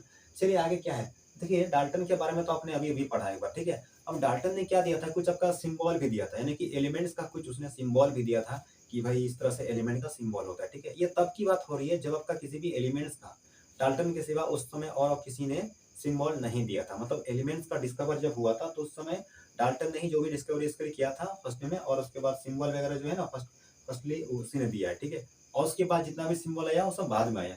तो देखिए डाल्टन ने सबसे पहले क्या बोला था, डाल्टन ने उसने ये दिया कि भाई जो हाइड्रोजन होती है ना वो इस तरह से होती है, मतलब एक गोल जैसा है सर्कल, और बीच में एक पॉइंट है, ये क्या हो गया, हाइड्रोजन। ऐसा लिख दो भाई हाइड्रोजन को। अब उसने क्यों किया ऐसा, क्या किया, उसके पीछे का रीजन पता नहीं है, लेकिन डाल्टन ने इस तरह से सिंबल दिया था, ये पहला सिंबल उसका दिया हुआ था, ठीक है। हालांकि ये भी जाके आगे फेल हो गया था, ठीक है। फिलहाल उसको समझ, लेकिन फिर भी समझना जरूरी है, ठीक है। देखिए उसके बाद है आपका कार्बन। देखिए कार्बन के लिए क्या है, एक आपका ब्लैक है, ये क्या है आपका ब्लैक, ये काला है, ठीक है, ये ब्लैक गोल है, ठीक है। ये क्या है आपका ऑक्सीजन, ये पूरा खाली है। ऑक्सीजन क्या होता है, जैसे कि यहाँ पर ऑक्सीजन है, दिखाई दे रहा है ना, खाली है, तो वैसे ही यहाँ पर खाली छोड़ दिया इसको। फास्फोरस के लिए यहाँ पर इस तरह से, ये कोई कार का हैंडल में नहीं होता है बीच में उस टाइप का, उस तरह का बना हुआ है, ठीक है ना, ये आपका हो गया। या किसी किसी का कार का चक्का में भी रहता है इस टाइप का डिजाइन बना हुआ, ठीक है। ये फास्फोरस हुआ था इस तरह से। सल्फर का एम्बुलेंस, देखिए इधर प्लस का साइन डॉक्टर घर का साइन। सल्फर का सिंबल दिया था इस तरह से, गोल करके प्लस कर दिया, ठीक है। आयरन के लिए आई लिख दिया, गोल करके आई लिख दिया। कॉपर के लिए गोल करके सी लिख दिया, ठीक है ना। अब लेड के लिए क्या कर दिया, एल लिख दिया, ठीक है, लर्निंग एल, ठीक है। सिल्वर के लिए एस कर दिया, ठीक है, मेरा नाम एस, ठीक है। गोल्ड के लिए क्या कर दिया, गोल्ड के लिए जी लिख दिया, ठीक है, इस तरह से। और साइड में क्या कर दिया, पूरा डिजाइन दे दिया, ठीक है। क्योंकि गोल्ड का क्या होता है ना कि बहुत सारा ज्वेलरी बनता है, ठीक है ना, मतलब डिजाइन बनता है उससे, इसीलिए डिजाइन दे दिया उसको गोल्ड। प्लेटिना पी लिख दिया गोल करके। मर्क्यूरी इस तरह से कर दिया, ठीक है। तो ये कुछ आपका सिंबल था, ठीक है। और उसके बाद में जो फिर आगे का जो भी एलिमेंट्स आपका खोज हुआ, डिस्कवर हुआ, ठीक है, फिर उसके बारे में सिंबल देने में बहुत दिक्कत हो रहा था, ठीक है। क्योंकि देखिए अब इतना सारा, यानी कि ये तो कैसा ड्राइंग जैसा नहीं हो रहा है, डिजाइन नहीं हो रहा है। देखिए साइंस में उतना डिजाइन या उतना ड्राइंग वॉइंग नहीं होता है, ठीक है। यहाँ पर हम जितना हो सके जितना शॉर्ट से शॉर्ट सिंबल का यूज करके आगे बढ़े, क्योंकि साइंस और भी बहुत कुछ पढ़ना होता है, ठीक है ना, और भी बहुत चीजें आगे डीपली नॉलेज लेना होता है, ठीक है ना। तो इस तरह से क्या हो गया कि ये जो है ना थोड़ा सा दिक्कत होने लग गया, अब इसको याद करना भी बहुत डिफिकल्ट होने लगा। ये तो सिर्फ कितना है, 4 3 20 12, ये आपका सिर्फ 12 को है ना यहाँ पे। तो 12 को ही आपका में कितना मतलब याद करना पड़ेगा, ठीक है। अगर ऐसा ही और अगर आगे बाकी सबका डिस्कवर किया जाए, और ऐसे हर एक का कुछ ना कुछ, किसी का फूल बना दिया जाएगा, किसी का माला बना दिया जाएगा, किसी का कुछ बना दिया जाएगा, ठीक है। तो इस तरह का अगर सिंबल निकाला जाएगा तो फिर याद करने में काफी डिफिकल्ट होगा, ठीक है। इसीलिए क्या होगा कि ये जो है ना आगे जाके ये फेल्ड हो गया, ये सक्सेसफुल नहीं हुआ, ठीक है। फिर बाद में क्या आया, modern symbol of the element, क्या आया, मॉडर्न, यानी कि जो आधुनिक जो होता है, ठीक है, आधुनिक तत्व का प्रतीक, ठीक है। अब देखिए मॉडर्न जो आया इसमें बहुत सारा कई साइंटिस्ट इसमें मिले हुए थे, ठीक है ना, और कई साइंटिस्ट ने मिल करके क्या किया था, आपका मॉडर्न सिंबल ऑफ एलिमेंट्स दिया हुआ था, ठीक है ना। तो देखिए मॉडर्न सिंबल ऑफ एलिमेंट में जो आपका क्या किस बात को ध्यान में रखा गया था, ठीक है। उसमें ये बात को ध्यान दिया गया कि देखिए कोई भी आपका एलिमेंट्स है, एलिमेंट्स का उसके जो फर्स्ट लेटर है, ठीक है, जो फर्स्ट लेटर है उसको लिया जाएगा, ठीक है। या तो एक फर्स्ट लेटर होगा और एक लास्ट का लेटर होगा, ऐसा किया जाएगा। नहीं तो फर्स्ट का और एक कोई भी उस एलिमेंट्स में से बीच में से कोई भी एक दूसरा किसी एलिमेंट दूसरा किसी लेटर का लिया जाएगा, ठीक है। फॉर एग्जांपल जैसे कि हाइड्रोजन एच लिया गया। एल्यूमिनियम में क्या लिखा गया यहाँ पर, A L, aluminium, A L, aluminium, A से आ रहा है, ए एल, ए एल लिया गया। यहाँ पे कुछ चीज ध्यान दीजिएगा कि जो सिंबल यहाँ पर यूज किया गया है, कि जो फर्स्ट वर्ड है ना वो कैपिटल है, फर्स्ट वर्ड क्या है, कैपिटल है, और जो सेकंड वर्ड है ना वो क्या है, स्मॉल है, ठीक है। यहाँ पर एक चीजें ध्यान दीजिएगा, ए जो है ना वो कैपिटल नहीं होगा और एल भी कैपिटल नहीं होगा, या ऐसा नहीं होगा कि ए स्मॉल है और एल स्मॉल है, या ए इस तरह से, ठीक है, या तो ए स्मॉल है और एल कैपिटल है, ऐसा नहीं होगा। बहुत सारे बच्चे गलती करते हैं कि इस तरह से लिख देते हैं, कोई बड़ा एल कोई कैपिटल में दोनों लिख देता है, कोई आपका स्मॉल में दोनों लिख देगा, कोई आपका स्मॉल ए लिखेगा तो एल कैपिटल लिख देगा, ठीक है, तो ये गलत होता है, ठीक है, ये आपका गलत हो जाएगा, ये एग्जाम में लिखिएगा तो इसमें मार्क्स आपके काट दिए जाएंगे, ठीक है ना। यहाँ पे ध्यान दीजिएगा कि जो फर्स्ट लेटर होगा वो आपका क्या होगा, कैपिटल होगा, और उसके बाद का जो लेटर होगा वो क्या होगा, आपका स्मॉल होगा। इस तरह से आपका लिया गया एल्यूमिनियम में। कोबाल्ट में क्या है, देखिए कोबाल्ट, कोबाल्ट COB ऐसे कुछ आ रहा है, ठीक है ना। तो यहाँ पर भी ध्यान दीजिएगा कि जब कोबाल्ट लिखते हैं तो सी लिखेंगे तो आप कैपिटल लिखेंगे, और ओ लिखेंगे तो आप स्मॉल लिखिएगा, नॉट दोनों कैपिटल। और किसी का लेते हैं, जिंक का लेते हैं, ठीक है, जैसे कि जिंक हो गया, ठीक है, तो जिंक में क्या करते हैं, ZN। यहाँ पर जिंक, जिंक, ठीक है, जिन मतलब जिन वर्ड आ रहा है इसमें, जिन ऐसा रचन में जिन, तो इसीलिए ZN से लिया गया इसको जिंक, ठीक है, ऐसा यूज किया गया, ठीक है ना। लेते हैं और कुछ, ठीक है, अब जिसके मान लीजिए हम लेते हैं सोडियम, सोडियम, ठीक है, सोडियम का क्या आता है, Na आता है। अब सोडियम का Na क्यों आता है, सोडियम का Na आने का पीछे कुछ रीजन है। देखिए ये जो सोडियम है ना, ये आपका लेटिन से लिया गया है, लेटिन वर्ड से लिया गया है, इसको हम लोग नेट्रियम कहते हैं। क्या कहते हैं, नेट्रियम, नेट्रियम, ठीक है, ये आपका एक लेटिन नेम है। देखिए पहले क्या होता था ना कि ग्रीक लैंग्वेज चलता था, ठीक है, ग्रीक जमाना हुआ करता था, लेटिन लैंग्वेज चलता था, लेटिन जमाने के लोग थे उस टाइम, ठीक है, तो साइंटिस्ट भी जो भी थे ना आपका लेटिन लैंग्वेज से सब कुछ डिस्कवर वगैरह करते थे। तो उस टाइम में लेटिन लैंग्वेज था, तो लेटिन के हिसाब से ही आपका रख दिया गया नाम, ठीक है। जैसे कि संस्कृत में कोई चीज होता है खोज, तो संस्कृत में ही नाम रख दिया गया, ठीक है ना। तो उसी तरह से आपका लेटिन लैंग्वेज के हिसाब से लेटिन नेम में दे दिया गया था सोडियम का। उस टाइम नेट्रियम हुआ करता था, क्या हुआ करता था, नेट्रियम। और नेट्रियम में देखा गया कि Na से स्टार्ट हो रहा है, किससे स्टार्ट हो रहा है, Na से आ रहा है नेट्रियम, ठीक है। तो इसीलिए क्या हुआ कि नेट्रियम में Na आ रहा है, तो इसीलिए सोडियम, अभी सोडियम बोला जा रहा है, ठीक है, लेकिन इसका नेटिव नेम क्या है आपका, नेट्रियम। तो इसीलिए सोडियम का सिंबल में आपका Na आता है, ठीक है ना, समझ में आ गया। उसी तरह से कैल्शियम का भी होता है, कैलियम होता है, और पोटेशियम का नहीं, पोटेशियम का आपका कैलियम होता है, ठीक है, लिखते हैं ना पोटेशियम, पोटेशियम का के लिखते हैं कि नहीं, पोटेशियम में पी सर, लेकिन के लिखते हैं क्योंकि ये कैलियम होता है, क्या होता है ये, कैलियम, तो ये के से आ रहा है, इसीलिए यहाँ पर के लिया गया, ठीक है। तो इस तरह से आपका कुछ आपका modern symbol of the element होता है, ठीक है, जो कि आपको याद करना है, ठीक है ना। देखिए आपका 20 एलिमेंट्स का symbol, atomic number, atomic mass, ये सारा चीजें जो है ना आपको बढ़िया तरह से पूरा अच्छा तरह से आपको याद कर लेना है, ठीक है ना। आपका बुक में आपको 20 एलिमेंट्स आपको मिल जाएंगे, ठीक है। 20 एलिमेंट्स को आप किसी भी तरह से रटपट लीजिए, मतलब ये बहुत ही आपका इंपॉर्टेंट है। 30 को एलिमेंट तो आपको याद कर ही लेना है, ठीक है, लेकिन उसमें से भी कम से कम 20 तो आपके माइंड में होना ही चाहिए, ठीक है। हर एक एलिमेंट का किसका एटॉमिक नंबर क्या होता है, किसका सिंबल क्या होता है, किसका मास कितना होता है, ठीक है ना। तो ये सारा चीजें जो है ना आपको याद रखना है, केमिस्ट्री में ये बहुत ही वेरी इंपॉर्टेंट है। ये बिल्कुल उसी तरह से जिस तरह से आप किसी भी अल्फाबेट को याद करते हैं, ठीक है, ABCD जब तक तो याद नहीं रहेगा तो इंग्लिश का कोई भी चीज आप नहीं लिख पाइएगा, वर्ड वर्ड कुछ भी नहीं लिख पाइएगा। हिंदी में जैसे कि आपका क ख अगर आपको नहीं आएगा तो आप हिंदी में क्या लिख पाइएगा, कुछ भी नहीं लिख पाइएगा, ना पढ़ पाइएगा ना लिख पाइएगा, ठीक है। तो उसी तरह से केमिस्ट्री में भी अगर आपको ये सिंबल नहीं आएगा, एटॉमिक नंबर, मास अगर नहीं आएगा, तो फिर आप केमिस्ट्री का कोई भी फॉर्मूला ना लिख पाएंगे, ना मास निकाल पाएंगे, ना कुछ कर पाएंगे, ठीक है, बहुत ही दिक्कत हो जाएगा, ठीक है ना। बाकी इसके लिए आपका वीडियो आपको पहले से ही पढ़ा हुआ है, ठीक है ना, आप वीडियो जाकर देख लीजिएगा, एलिमेंट्स का नाम वगैरह, ठीक है, आपको पहले ही मिल जाएगा, ठीक है ना। कहीं पर जाके आप देख लीजिएगा, अगर आपको नहीं मिलता है ठीक है, तो लिंक आपको डिस्क्रिप्शन में दे देंगे, वहां से भी आप देख लीजिएगा, ठीक है ना। चलिए आगे बढ़ते हैं। देखिए उसके बाद है आपका एटॉमिक मास, ठीक है, यानी कि परमाणु द्रव्यमान, ठीक है, या इसको बोलते हैं एटॉमिक मास यूनिट भी बोलते हैं, AMU या तो U, ठीक है। देखिए क्या होता है आपका एटॉमिक मास या एटॉमिक मास यूनिट, ठीक है। कह रहा है कि क्या, कि एटॉमिक मास और the atomic mass unit, atomic mass और एटॉमिक मास दो बार लिख दें, एटॉमिक मास यूनिट होगा यहाँ पे, ठीक है। एटॉमिक मास और atomic mass unit is the mass equal to exactly the mass of 1/12 the mass of 1 atom of carbon 12, ठीक है, समझ में नहीं आया ना, गुड। देखिए कह रहा है कि क्या, कि एटॉमिक मास या एटॉमिक मास यूनिट क्या होता है, कि एटॉमिक मास उस कार्बन 12 का, ठीक है, यानी कि कार्बन 12 का मतलब ये हुआ कि कार्बन जिसका मास 12 होता है, कार्बन का मास 14 भी होता है, कार्बन का मास 12 भी होता है, तो जिस कार्बन का मास 12 होता है, ठीक है, तो उस कार्बन का 1/12, 1/12 का मतलब ये हुआ कि जिस कार्बन का मास 12 होता है ना, उसको 12 पार्ट में डिवाइड कर देना है, ठीक है। तो अगर हम 12 पार्ट में डिवाइड कर दे तो उसका जो एक पार्ट मिलेगा वो कितना मिलेगा, 1/12 मिलेगा, ठीक है। तो जो उस 1/12 यानी कि जो उस 1/12 का जो एक पार्ट होगा, पहला भाग, ठीक है ना, तो उसका जितना मास होगा वही आपका होगा एटॉमिक मास यूनिट, ठीक है, या उसको एटॉमिक मास बोला जाएगा, ठीक है, समझ में आ गया ना। तो एक तरह से ये होता है कि एटॉमिक मास जो मास होता है आपका ना, वो एक रिलेटिव मास होता है, ठीक है।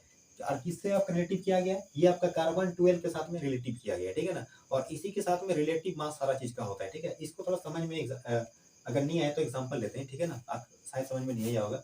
जैसे कि कोई एक आपका वाटरमेलन है, क्या है आपका कोई वाटरमेलन, क्या बोले हम, मैंने बोला वाटरमेलन, कोई आपका वाटरमेलन है, ठीक है। उसको हम 12 पार्ट में क्या करते हैं, पूरा एकदम डिवाइड कर देते हैं, क्या करते हैं उसको हम पूरा 12 पार्ट में डिवाइड करते हैं, ठीक है। जैसे कि आपका इस तरह से 1 2 3 4 5 6 7 8 9 10 11 12, ठीक है। इसको मैंने क्या कर दिया, पूरा 12 पार्ट में डिवाइड कर दिया, ठीक है। समझ में आ रहा है ना चीज आपको, ठीक। अब यहाँ पर जैसे कि ये कोई आपका क्या है, कोई आपका तराजू है, ठीक है, इस तरह से ये कोई आपका क्या है, तराजू है, समझ में आ रहा है ना। अब देखिए ये उस जमाने की बात हम बता रहे हैं जब आपका मान लीजिए कोई बटखारा नहीं होता, यानी कि जैसे कि वजन करने के लिए 1 किलो 2 किलो का, अभी तो बटखारा आ गया है ना, अभी तो डिजिटल मशीन आ गया, ठीक है। तो हम उसकी बात नहीं कर रहे हैं, तब की बात कर रहे हैं कि जिस जमाने में आपका बटखारा नहीं हुआ करता था, ठीक है।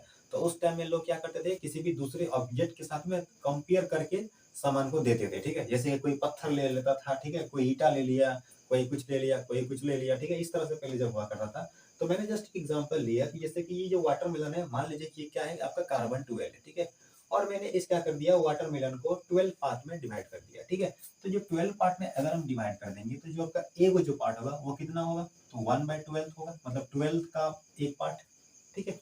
तो 12 का एक पार्ट का जो भी इसका मास होगा, इसका मास इस 12 मतलब पूरे 12 में से जो मैंने एक पार्ट लिया, ठीक है, हर एक का कितना होगा, तो 1/12 1/12, इस तरह से 1/12 1/12 1/12 1/12 के को है 12 को है, ठीक है, समझ में कि नहीं आ रहा है।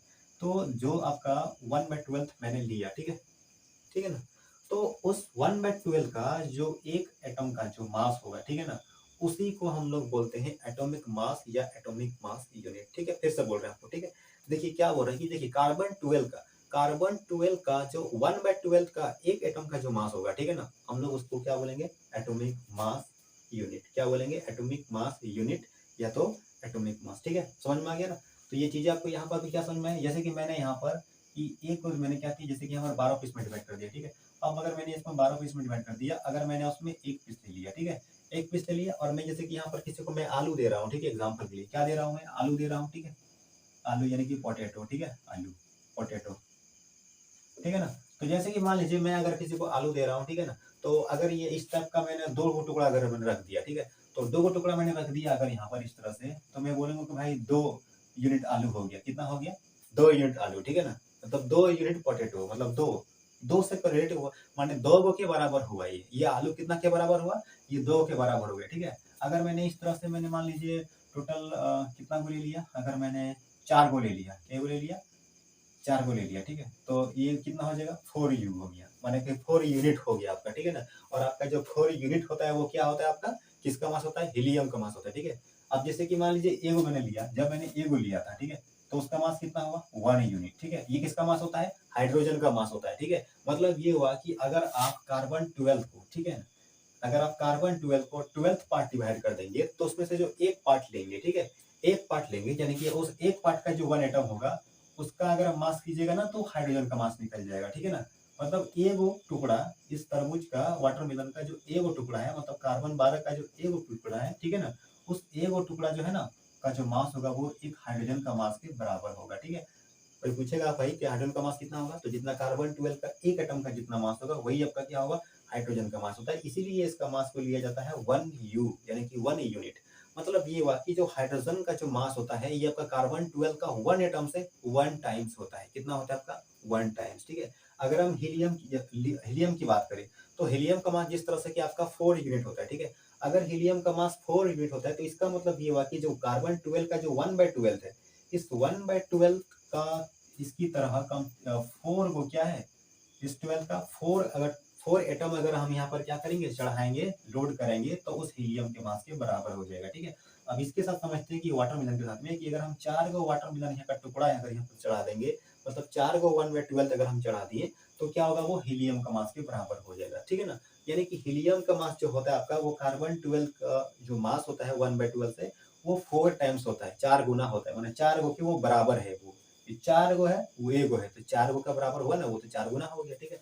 ऐसे ही अगर हम बात करते हैं ऑक्सीजन का, जैसे कि आपका ऑक्सीजन का मास कितना होता है आपका 16 यूनिट होता है। तो अगर यहाँ पर ऑक्सीजन का मास अगर 16 यूनिट होता है, तो ये जो वाटरमेलन है ना यहाँ पर इस तरफ का ये टुकड़ा है ना यहाँ पर हम 16 गो टुकड़ा अगर हम लोड करेंगे तो क्या होगा वो क्या होगा, ऑक्सीजन का जो मास है ना उसके बराबर में आ जाएगा। समझ में आ गया? ठीक है। अगर हम यहाँ पर इस तरह का ये वाटरमेलन का जो टुकड़ा अगर हम 16 को लेते हैं, 16 को लेंगे, तो जो आपका ऑक्सीजन का जो आपका मास होगा ना वो उससे क्या होगा, बराबर हो जाएगा, ठीक है ना।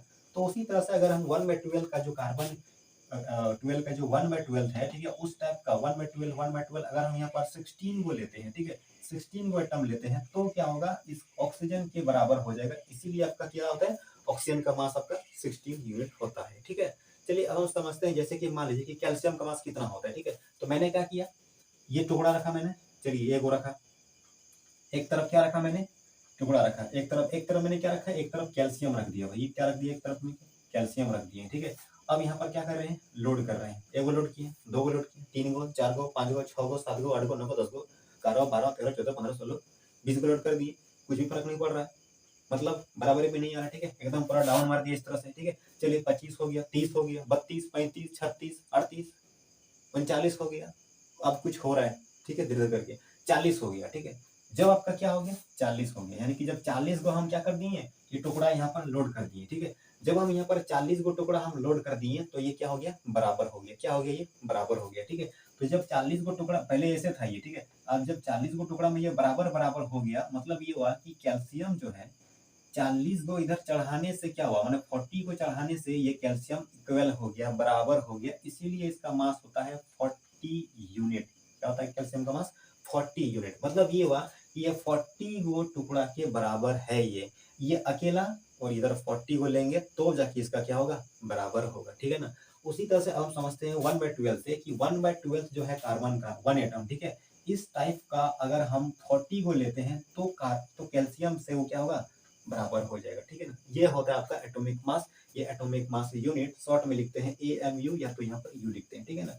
और उसी तरह से कुछ आपका मास होता है, ठीक है, जो कि आपको पहले ही बता दिए, ठीक है। लिंक आपको डिस्क्रिप्शन में मिल जाएगा, उसको जाकर आप याद कर लीजिएगा। जैसे कि आपका हाइड्रोजन का आपका 1 होता है, हीलियम का आपका 2 होता है, लिथियम का आपका 4 होता है, ठीक, सॉरी, हीलियम का 4 होता है, ठीक है, लिथियम का आपका 7 होता है, बेरिलियम का आपका 9 होता है, ठीक है। ऐसे ही आपको कम से कम 20 एलिमेंट का याद कर लेना अच्छा तरह से, ठीक है ना, बढ़िया तरह से, ठीक है। तो ये चीज आपको समझ में आ गया। चलिए आगे समझते हैं क्या है आपका, ठीक। आगे आपका है क्या, एटॉम्स, ठीक है। देखिए एटॉम्स तो डिफिनेशन तो आपका पहले ही हो गया, ठीक है। यहाँ पर एटम्स को क्या दिखाया गया है, एटम्स को दिखाया गया कि एटम्स दो टाइप की होती है, मॉलिक्यूल्स और आयंस, ठीक है। मतलब ये हुआ कि एटम जो है ना, एटम एटम कभी भी आपका फ्री स्टेट में नहीं होता है, मतलब अकेले कभी एटम नहीं होता है। एटम किसी न किसी के वो साथ में रहेगा, ठीक है ना, या तो वो मॉलिक्यूल के फॉर्म में रहेगा, या तो वो आयन के फॉर्म में रहेगा, लेकिन वो कभी भी अकेले नहीं रहता है। वो अकेले वो रह ही नहीं सकता है, वो कभी भी फ्री स्टेट में अवेलेबल नहीं होता है, मतलब वो स्टेबल ही नहीं रहता है, ठीक है ना। अब भाई क्यों होता है ऐसा, समझेंगे उसको आगे, ठीक है। तो फिलहाल यहाँ पर ये समझे कि एटम जो है ना वो दो स्टेट में होती है, या तो मॉलिक्यूल के फॉर्म में रहेगी, या तो वो आयन के फॉर्म में रहेगी, वो कंबाइन स्टेट में ही रहेगा, वो फ्री स्टेट में वो नहीं रहता है, ठीक है ना।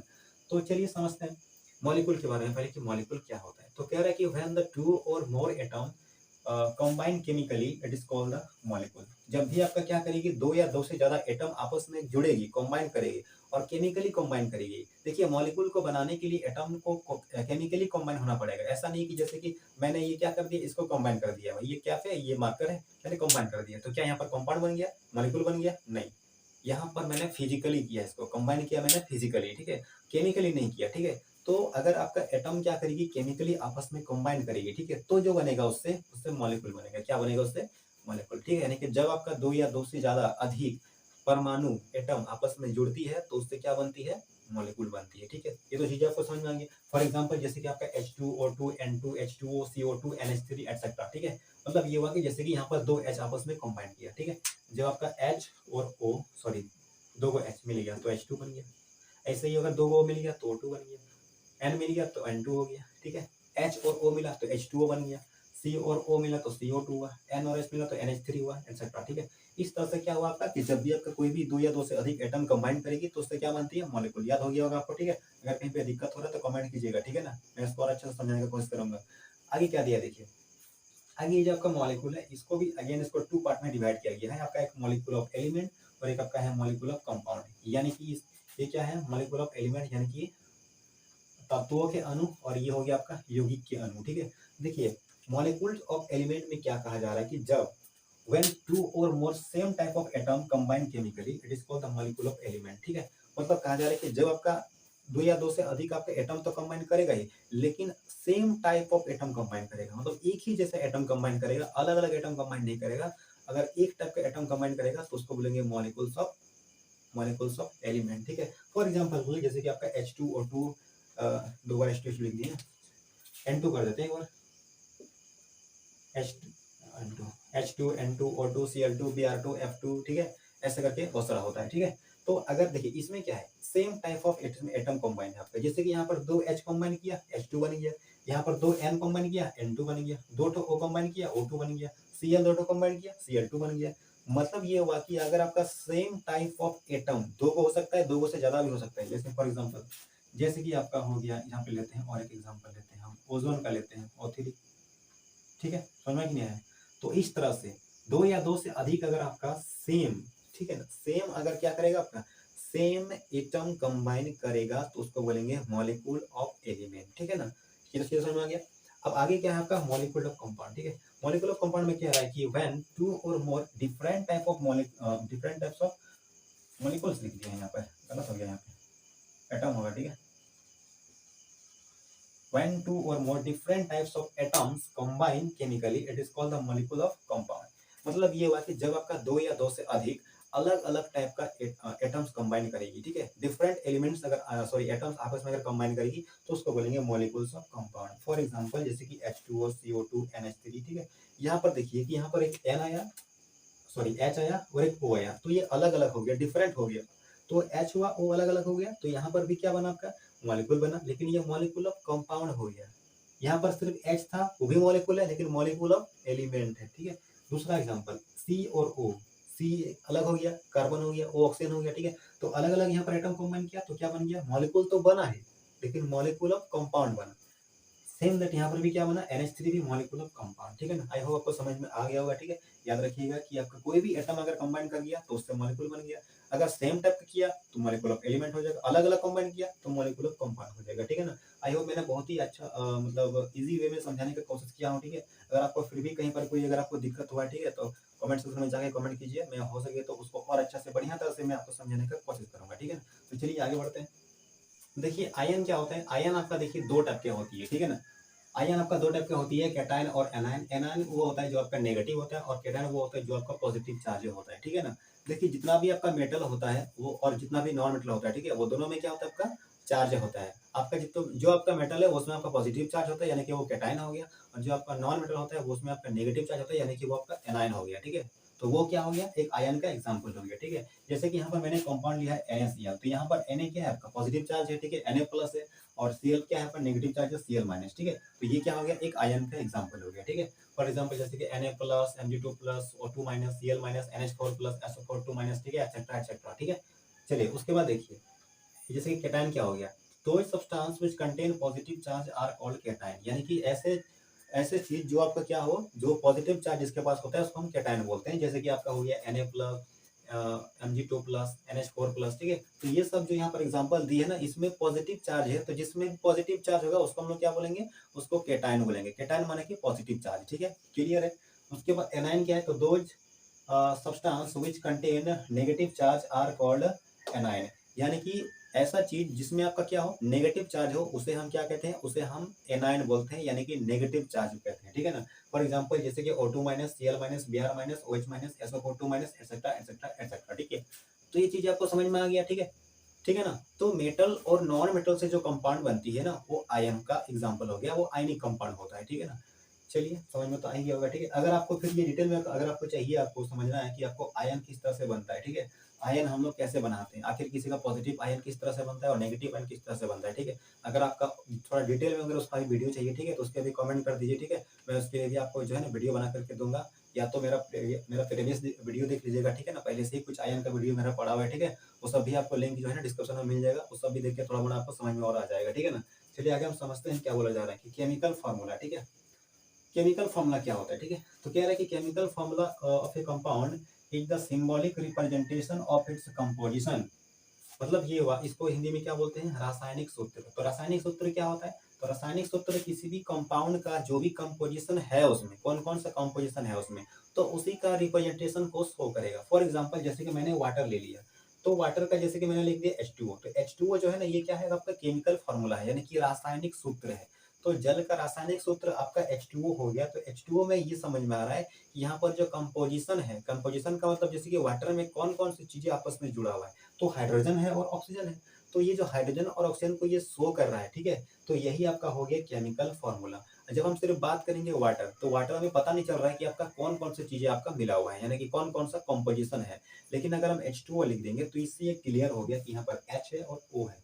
ऐसे ही अगर लेते हैं कार्बन डाइऑक्साइड का, तो इसमें जो कंपोजिशन है वो क्या है, C है और O है, इसीलिए इसका जो फॉर्मूला बन गया वो क्या बन गया, आपका कार्बन डाइऑक्साइड का CO2 बन गया। ठीक है, ऐसे ही कुछ आपका एग्जाम्पल है, जैसे कि आपका Na और O। तो Na और O का हम अगर लेते हैं और कंपाउंड बनाते हैं, तो कंपाउंड कैसे बनेगा, ठीक है। तो देखिए, तो सबसे पहले क्या करते हैं हम लोग, नीचे में चार्ज लिखते हैं। जैसे कि Na का चार्ज कितना होता है, +1, और O का चार्ज कितना होता है, -2। इसको हम लोग क्रॉस करेंगे, ठीक है। तो क्रॉस मल्टीप्लाई करेंगे तो जो आएगा वो आपका कंपाउंड बन जाएगा इसका, ठीक है ना। जैसे कि Na का 2 हो गया तो Na2, O का 1 हो गया तो O1, यानी कि Na2O, ये बन गया सोडियम ऑक्साइड, ठीक है।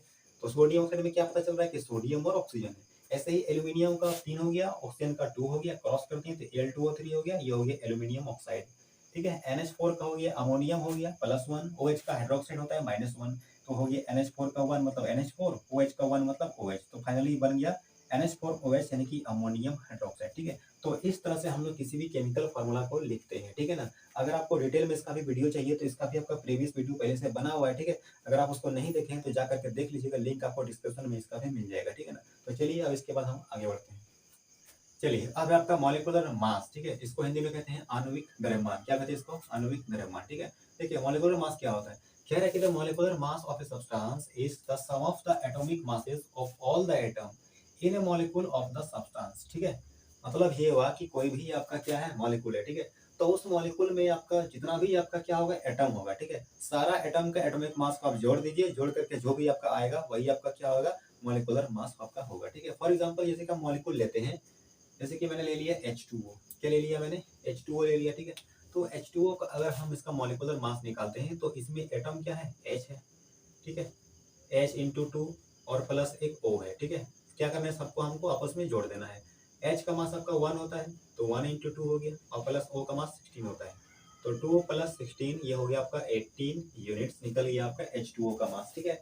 ऐसे ही अगर हम निकालते हैं HNO3 का मॉलिक्यूलर मास, तो H का हो गया H + N + O × 3, नीचे जो रहेगा उसको इंटू करेंगे, ठीक है। आपका H का मास कितना हो गया, 1, इसका मास 14, इसका 16 × 3, 1 + 14 + 16 = 48, कितना आ जाएगा, 8 4 12, 1 13 का 3 हाथ में रहा, 1 4 1 5 4 1 6, 63 यूनिट, कितना निकल गया, 63 यूनिट निकल गया, ठीक है। इसी तरह से हम जो है ना और भी किसी चीज का मास निकाल सकते हैं, जैसे कि आपका C6H12O6 ग्लूकोज का होता है, ठीक है। और उसके बाद अगर हम लेते हैं तो H2SO4, ठीक है। तो ये सब का मास आप निकाल लीजिएगा, ठीक है, सब कैलकुलेट करके देख लीजिएगा। बाकी आप एनसीईआरटी बुक में या तो आप जिस भी बुक से पढ़ते हैं, ठीक है, आपकी बुक में इस तरह का बहुत सारा मॉलिक्यूलर फॉर्मूला होगा, ठीक है ना। आप उसका सभी का जितना भी मास है ना, सबका मास निकाल डालिएगा, ठीक है। इससे आपका अच्छा तरह से प्रैक्टिस हो जाएगा, ठीक है। तो बस ये हो गया आपका मॉलिक्यूलर मास, ठीक है ना। अब ये क्या है, आपका फॉर्मूला यूनिट मास, ठीक है। देखिए फॉर्मूला यूनिट मास क्या है, थोड़ा इसको समझिए। कह रहा है कि the mass unit formula unit mass of a substance is a sum of the atomic masses of all the atom in a formula unit of a compound। मतलब ये हुआ कि कोई भी आपका कोई कंपाउंड है, ठीक है। तो उस कंपाउंड का फॉर्मूला में जितना भी एटम है, ठीक है, उस कंपाउंड का फॉर्मूला में जितना भी एटम है, उस एटम का मास को जोड़ दो, जो भी आएगा वो क्या आएगा, आपका फॉर्मूला यूनिट मास आएगा। फॉर एग्जांपल लेते हैं, जैसे कि मैंने ले लिया NaCl, तो NaCl सोडियम का मास कितना होता है, 23, और क्लोरीन का 35.5, इसको जोड़ देते हैं, ठीक है। 5 3 8 3 2 5, 58.5 यूनिट्स आ गया, ठीक है। आप बोलेंगे दोनों में क्या डिफरेंस है, वही तो की यहाँ पर भी, यहाँ पर भी तो वही की, फिर क्या डिफरेंस है। देखिए डिफरेंस क्या है, डिफरेंस देखिए दोनों में सेम ही है, बस डिफरेंस सिर्फ थोड़ा सा है। थोड़ा सा डिफरेंस ये है कि यहाँ पर जो फॉर्मूला यूनिट मास जो निकलता है, ये आपका जितना भी आयनिक कंपाउंड होता है, जैसे कि यहाँ पर NaCl मैंने लिया, तो NaCl जो कंपाउंड है आपका वो एक आयनिक कंपाउंड है, ठीक है। तो आयनिक कंपाउंड के लिए हम लोग जो वर्ड यूज करते हैं ना, वो formula unit mass word use करते हैं। यही डिफरेंस है, ठीक है ना, फार्मूला यूनिट मास। और वहां पर क्या था, मॉलिक्यूलर मास। उसमें क्या है कि कोई भी आयनिक कंपाउंड नहीं है आपका। देखिए ये सब का आयनिक कंपाउंड नहीं है, सब मॉलिक्यूलर कंपाउंड है, ठीक है ना। तो जिसमें भी आपका आयनिक कंपाउंड रहेगा उसमें जो हम यूज करेंगे वर्ड फार्मूला यूनिट मास हम यूज करेंगे, ठीक है ना। आयनिक कंपाउंड का और एग्जांपल लेते हैं, जैसे कि हम ले लेते हैं, मान लीजिए MgCl2 ले लेते हैं, ठीक है ना। इसका बना लीजिएगा, ठीक है, और बना के देख लीजिएगा कितना आ रहा है इसमें, ठीक है। तो बस बाकी इसका कैलकुलेशन यूनिट वगैरह वगैरह सब चीज क्या रहेगा, एकदम सेम टू सेम रहेगा, ठीक है। और इसमें कोई डिफरेंस नहीं है, ठीक है ना। समझ में आ गया ना। तो आई होप आपको ये सारा चीजें समझ में आ गया होगा, ठीक है ना। जहां तक जितना भी हो सके मैं अपने सिंपल लैंग्वेज में आपको समझाने का कोशिश किया हूँ, ठीक है। अगर इसके बावजूद भी अगर आपको कहीं पर कोई चीज समझ में नहीं आया है तो कमेंट सेक्शन में जाकर के कमेंट कीजिए, हो सके तो मैं उसके लिए और अच्छा से बढ़िया तरह से वीडियो में बना के दूंगा, ठीक है। बाकी बताइए भाई वीडियो को कैसा लगा। अगर वीडियो पर वो अच्छा लगा वीडियो को लाइक कीजिए, दोस्तों को शेयर कीजिए, ठीक है। और चैनल को सब्सक्राइब नहीं किए भाई तो चैनल को सब्सक्राइब कर दीजिए, ठीक है, क्योंकि इस प्रकार का नॉलेजेबल वीडियो आपके लिए मैं लाता रहता हूँ, ठीक है। और बाकी देखिए ये तो आपका खत्म हो गया, सिलेबस में आपका यहीं तक दिया हुआ है, ठीक है, जो नया वाला सिलेबस है। बाकी देखिए जो आपका मोल जो चैप्टर है आपका, ठीक है, मोल मोल कंसेप्ट, ठीक है। मोल कंसेप्ट तो आपको फिलहाल अभी नया वाला सिलेबस में उतना है नहीं, ठीक है। अगर आपको फिर भी अगर आपको उसके बारे में वीडियो चाहिए, ठीक है, तो आप उसके लिए भी कमेंट कर दीजिए, उसके लिए भी मैं फिर से वीडियो बना के दे दूंगा। उसके लिए अलग से वीडियो रहेगी जिसमें सिर्फ मोल को लेकर ही बताएंगे, ठीक है ना। चलिए बाकी आज के लिए थैंक यू, फिर मिलते हैं अगले वीडियो में। So thank you, best of luck.